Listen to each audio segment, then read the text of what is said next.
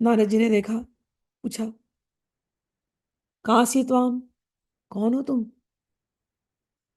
काविमौ क्षेमा नार्य का पद्मलोचना। हे देवी, तुम कौन हो?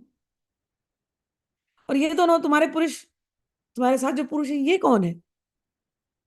और इतनी सारी जो स्त्रियां, पद्मलोचना, कमल नयनी स्त्रियां, ये लोग कौन है? और तुम इतनी दुखी क्यों हो? बालोवाच, युवती कहती है, अहम भक्ति रीति ख्याता इमौ मे तनयो मतौ ज्ञान वैराग्य नामानो काल योगे न जर्जरौ गंगाद्या सरितश्चेमा मत्सेवार्थं समागताः तथापि न च मे श्रेयः सेविताया सुरैरपि। युवती ने कहा, हे साधु, मेरा नाम भक्ति है, और ये जो दो वृद्ध देख रहे हैं आप,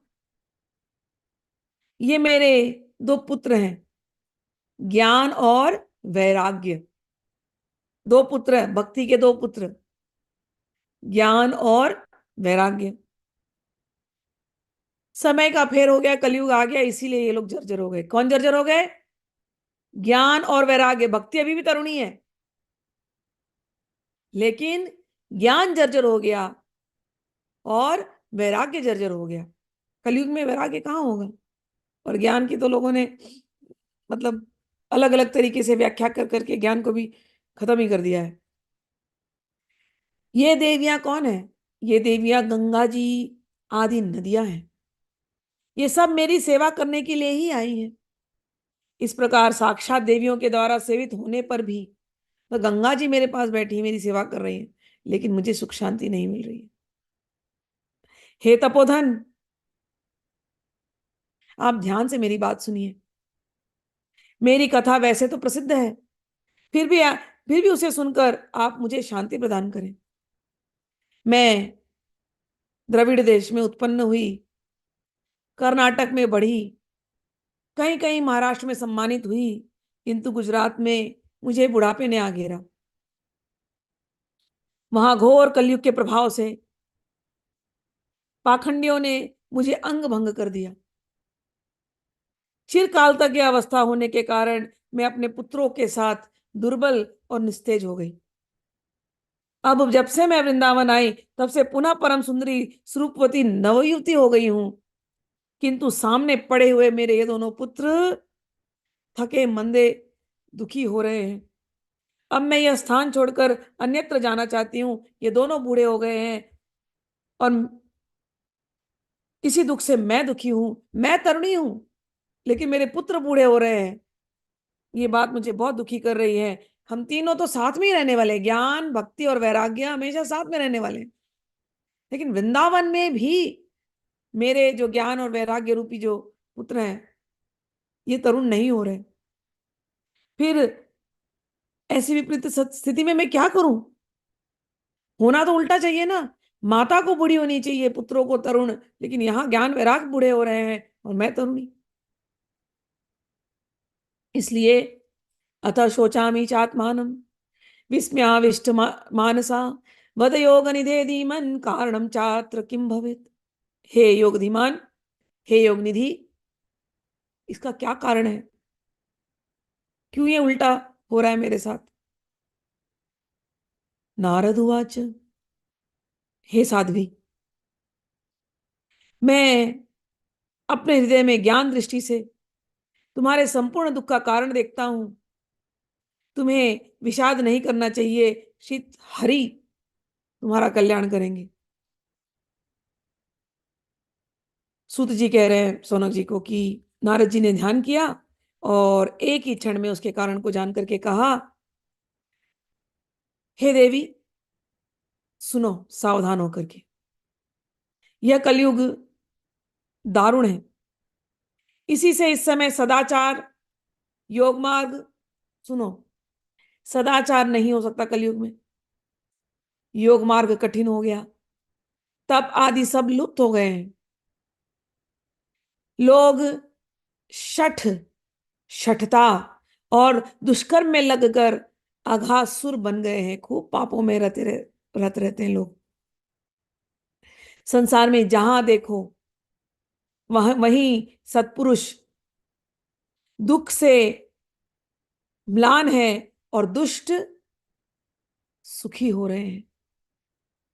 इस समय जिस बुद्धिमान पुरुष का धैर्य बना रहे वह बड़ा ज्ञानी या पंडित है। पृथ्वी क्रमशः प्रतिवर्ष शेष जी के लिए भार रूप होती जा रही है। अब यह छूने योग्य तो क्या, देखने योग्य भी नहीं रह गई और ना इसमें कहीं मंगल दिखाई पड़ता है। अब किसी को पुत्रों के साथ तुम्हारा दर्शन भी नहीं होता। विषय अनुराग के कारण अंधे बने हुए हैं सारे जीव।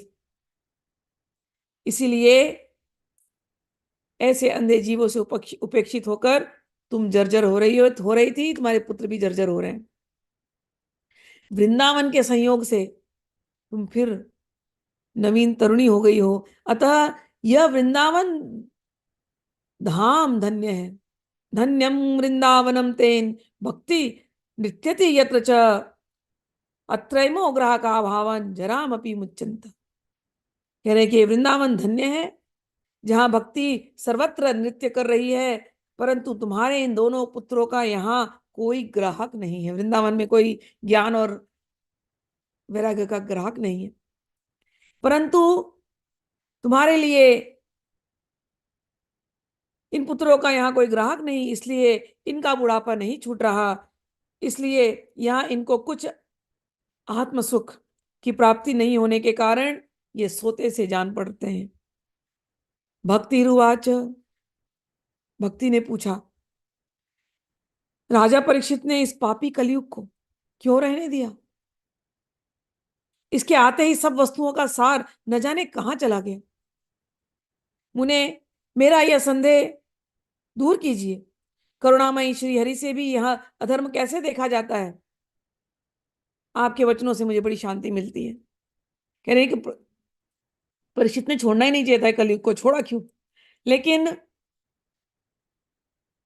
भगवान स्वयं भी जो जो जैसा है उसमें ज्यादा छेड़खानी भगवान नहीं करते।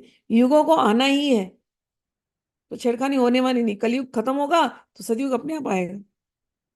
तो ये युग का साइकिल चलता ही रहता है। जैसे सीजन है हमारे यहाँ, बारिश आएगी, फिर बारिश के बाद वसंत ऋतु होगा ही होगा, ठंडी आएगी, ठंडी के बाद वसंत ऋतु होगा, फिर गर्मी होगी, फिर शरद ऋतु होगा। ये ऋतुएं आने वाली है। ऐसे ही युग, ये युग आने वाला ही है। सुबह होगा तो रात होगी, रात होगी तो सुबह होगा। ऋतु का अर्थ ही साइकिल है। तो साइकिल ये आता जाता रहेगा। ऐसे ही सतयुग जो त्रेता युग, त्रेता युग, द्वापर युग, ये युग आने वाले ही हैं। तो ऐसे ही कलयुग का आना लिखा ही था। तो ये होगा ही होगा। ऐसे लगता है कि परीक्षित ने छोड़ा, लेकिन ये तो आना ही था। नारद जी बोले, हे बाले, यदि तुमने पूछा ही है तो प्रेम से सुन लो। हे कल्याणी, मैं तुम्हें सब बताऊंगा और तुम्हारा दुख दूर करूंगा। जिस दिन भगवान श्री कृष्ण इस भूलोक को छोड़कर अपने परम धाम को पधारे, उसी दिन से यहाँ संपूर्ण साधनों में बाधा डालने वाला कलयुग आ गया। दिग्विजय के समय राजा परीक्षित की दृष्टि पड़ जाने पर कलयुग दीन के समान उनके शरण में आया।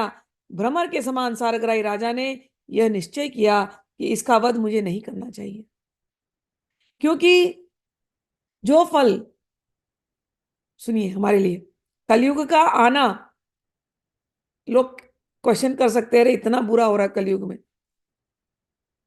भक्ति ने यही क्वेश्चन किया कि क्यों आने दिया कलयुग को। लेकिन नारद जी कहते, सुनो, इसमें एक बहुत फायदे की बात है कलयुग में। क्या? यत फलम नास्ति तपस्या तपसा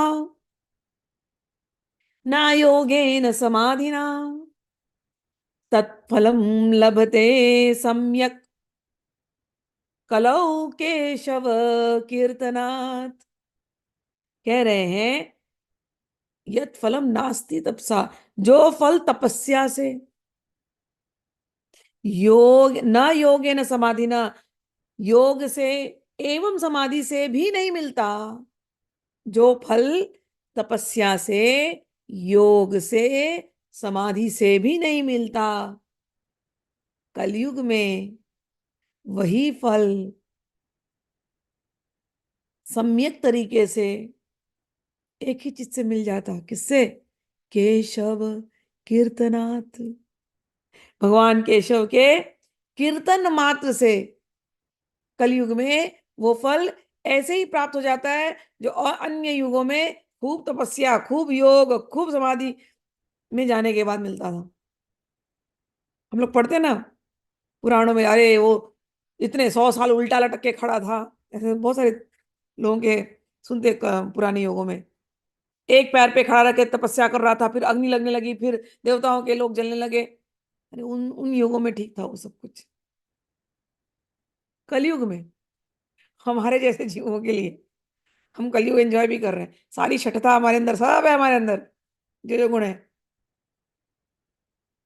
खूब पाखंड हम करते हैं, फिर भी यदि हम दिल से थोड़ी देर भी केशव कीर्तन करते हैं तो हमको वो सारे फल प्राप्त हो जाएंगे। ठीक है, तो हाँ कहते हैं कलयुग में वह फल श्री हरि कीर्तन से ही भली भांति मिल जाता है। इस प्रकार सारहीन होने पर भी ये कलयुग उसे एक दृष्टि से सार युक्त देखकर उन्होंने कलयुग में उत्पन्न होने वाले जीवों के सुख के लिए ही इसे रहने दिया था। तो परीक्षित ने सोचा ठीक है, कलयुग के तो आने का टाइम हो ही चुका है, इसको तो आना ही पड़ेगा। लेकिन फिर भी कोई बात नहीं है, इसमें एक गुण तो है, एक सार तो है, लोग यहाँ पर कीर्तन करेंगे और मुक्त हो जाएंगे। इस समय लोगों के कुकर्म में प्रवृत्त होने के कारण सभी वस्तुओं का सार निकल गया है और पृथ्वी के सारे पदार्थ बीजहीन भूसी के समान हो गए। ब्राह्मण केवल अन्न धन आदि के लोभवश घर घर एवं जन जन को भागवत की कथा सुनाने लगे। इसलिए कथा का सार चला गया। तीर्थों में नाना प्रकार के अत्यंत घोर कर्म करने वाले नास्तिक और नारकी पुरुष भी रहने लगे हैं। इसलिए तीर्थों का प्रभाव भी जाता रहा। जिनका चित्त लेकिन जिनका चित्त निरंतर काम, क्रोध, महान लोभ और तृष्णा से तपता रहता है, वे भी तपस्या का ढोंग करने लगे हैं। इसलिए तप का भी सार निकल गया। मन पर काबू न होने के कारण तथा लोभ, दंभ और पाखंड का आश्रय लेने के कारण एवं शास्त्र का अभ्यास न करने से, सुन लो, ध्यान योग का फल मिट गया। लोग ध्यान तो करते हैं बहुत, मैंने देखा, हम तो देख ही रहे हैं, खूब ध्यान योग करते हैं, लेकिन शास्त्र ही नहीं मालूम। चले जाएंगे ध्यान योग, क्या कभी सांस पर ध्यान दो, ये ध्यान दो, लेकिन क्यों, क्या, किसी को कुछ पता नहीं। स्क्रिप्चर्स खोल के पढ़ना नहीं, ग्रंथ खोल करके पढ़ना नहीं, किसी ने देना ही नहीं है। क्योंकि जैसे आप स्क्रिप्चर्स खोलोगे, ग्रंथों को खोलोगे, इसमें इतने सारे डूज एंड डोंट्स हैं। और पहली बात होगी आपके स्वभाव को बदलना, आपके चरित्र को बदलना। चरित्र तो किसी को बदलना नहीं है, बस ध्यान कर लेना। और सोच लेते हैं कि ध्यान करने से मेरा चरित्र बदल जाएगा, नहीं होगा भाई।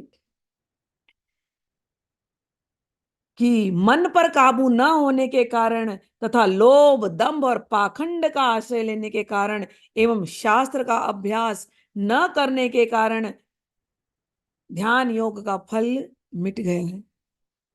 पंडितों की यह दशा है कि वे अपने स्त्रियों के साथ पशु की तरह रमण करते हैं और उनमें संतान पैदा करने की ही कुशलता पाई जाती है। मुक्ति साधन में वे सर्वथा अकुशल है। संप्रदाय अनुसार प्राप्त हुआ वैष्णवता भी कहीं नहीं दिखाई देता और इसी प्रकार जगह जगह सारे वस्तुओं का सार लुप्त हो गया है। यह तो इस युग का स्वभाव है ही, इसमें किसी का दोष नहीं है। इसी से पुंडरीकाक्ष भगवान बहुत समीप रहते हुए भी यह सब सह रहे हैं। सूत जी कहते हैं, सौनक जी, इस प्रकार देवर्षि नारद के वचन सुनकर भक्ति को बड़ा आश्चर्य हुआ।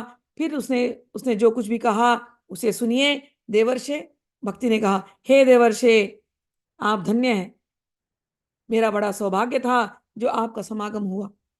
संसार में साधुओं के दर्शन ही समस्त सिद्धियों का परम कल्याण करने वाला है। क्या करने वाला? कलयुग में साधुओं के दर्शन यदि मिल जाए तो। आपका केवल एक बार का उपदेश धारण करके कयाधु कुमार प्रहलाद ने माया पर विजय प्राप्त कर ली। म- प्रहलाद की माता कयाधु थी। उन प्रहलाद जब गर्भ में थे, कयाधु नारद जी से मिली है, और वहां पर गर्भ के अंदर ही प्रहलाद को भगवान का नाम मिल गया था। और उन्होंने, प्रहलाद ने माया पर विजय प्राप्त कर ली थी। ध्रुव भी आपकी कृपा से ही ध्रुव को प्राप्त हुए थे, ध्रुव। और आप सर्व मंगलमय और साक्षात श्री ब्रह्मा जी के पुत्र हैं। मैं आपको नमस्कार करती हूँ।